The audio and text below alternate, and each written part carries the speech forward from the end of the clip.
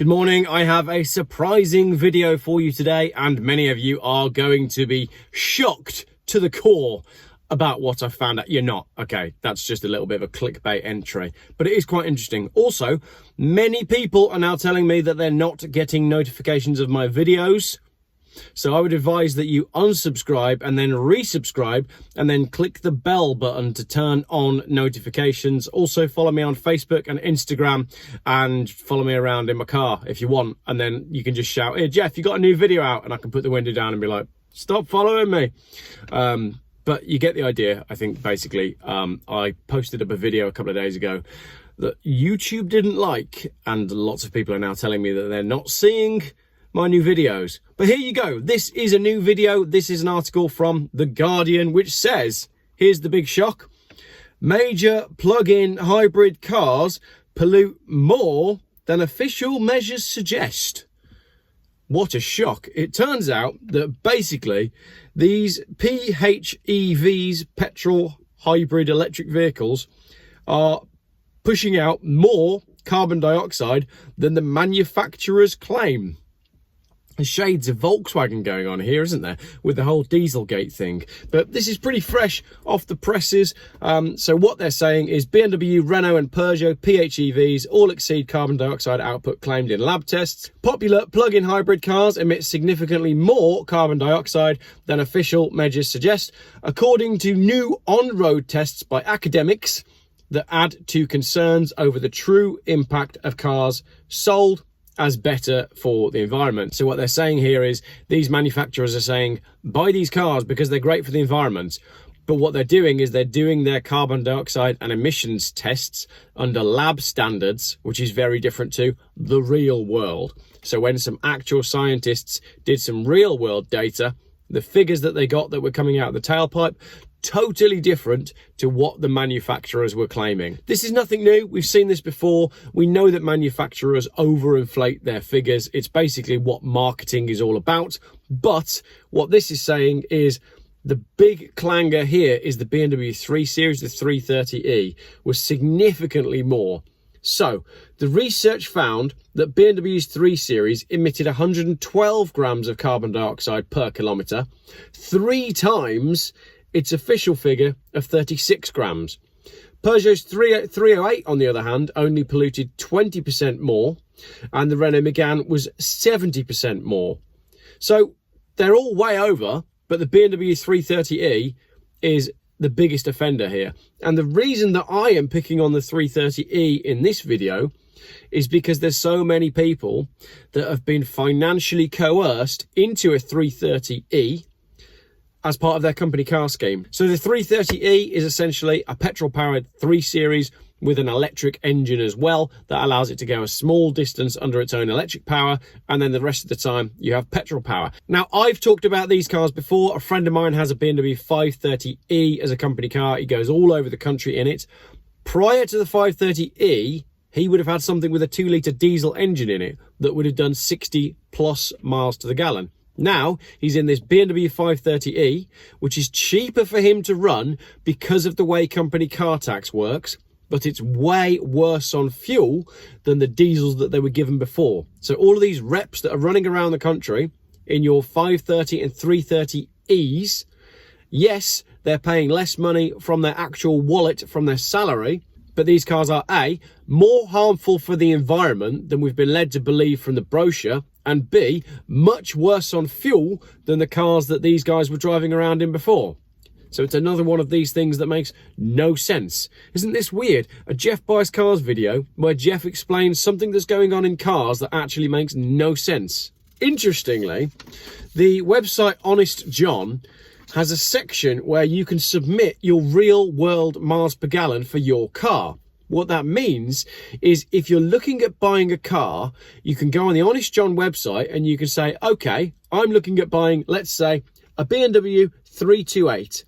The manufacturer claims that the official miles per gallon for a BMW 328 is 44.1. But the Honest John website, based on readers and users submitting their actual miles per gallon, it's only getting 31.3. So it's achieving 71% of what the manufacturer said it was going to achieve. These are the statistics for all current BMW models based on the Honest John website and people's submissions.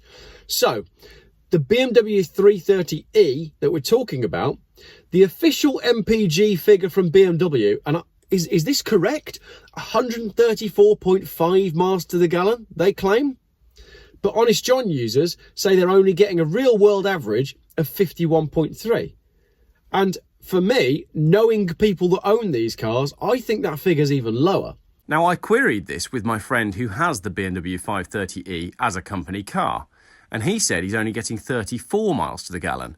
Sure, he's probably got a heavy right foot, but then again, every company car driver who has their fuel paid for probably does. So if he's getting 34.4 miles to the gallon out of his BMW 330e, over 30,000 miles, that's 4,011 litres of fuel. Now, if he was in a Skoda Superb like he had before, getting 59 miles to the gallon like he did before, he would use 2,367 litres of fuel, almost half the amount of fuel.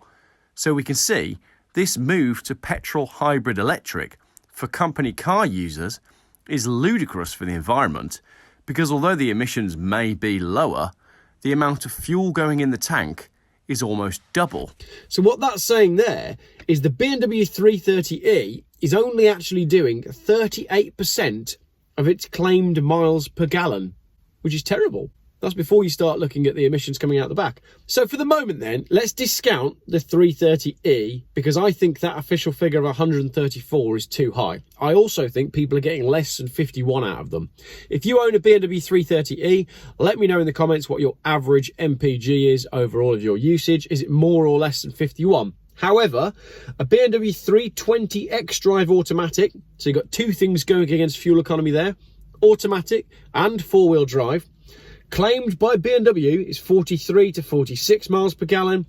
Submitted by users is only 31. So that car is only 71% as economical as BMW are claiming. Again, before we go into the CO2 statistics.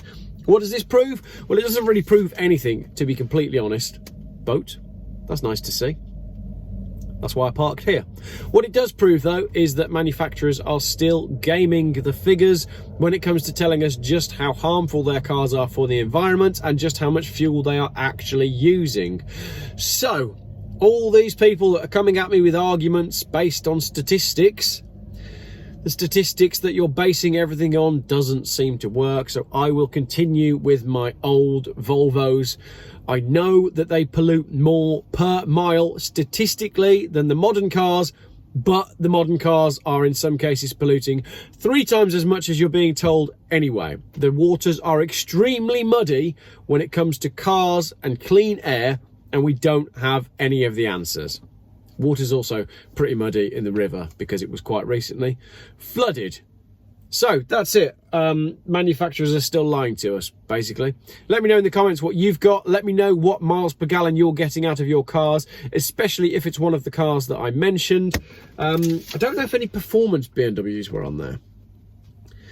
So you've got stuff, the performance stuff doesn't fare too badly on here because everybody knows that it's not great on fuel. So something like a BMW 340i, which is the fastest 3 Series that isn't an M3, it's only claimed at 36.7 miles to the gallon. However, users are saying they're getting 27. That's 10 miles per gallon less, 76%. 335 is, amazingly, the 335 is marginally better on miles per gallon than the 340. Who knew that? But the active hybrid 3 Series, claimed 47, is only getting 35. So, out of all of this then, by my estimations, to once again back up everything Geoff Buys Cars stands for, if you want a BMW that is economical and close to what BMW says it's going to achieve, you need a 320 diesel. That's it. 10 minutes of video just to tell you that you need a 320 diesel. You knew that anyway, because you follow Geoff Buys Cars. Go and get an E46. Go on, E46 320 diesel. Well done, Geoff. You did a video about new cars and then told everybody to buy an E46. Well, that's what I'm here for, isn't it? Thanks for watching. Geoff Buys Cars. Still, YouTube's most boring car channel.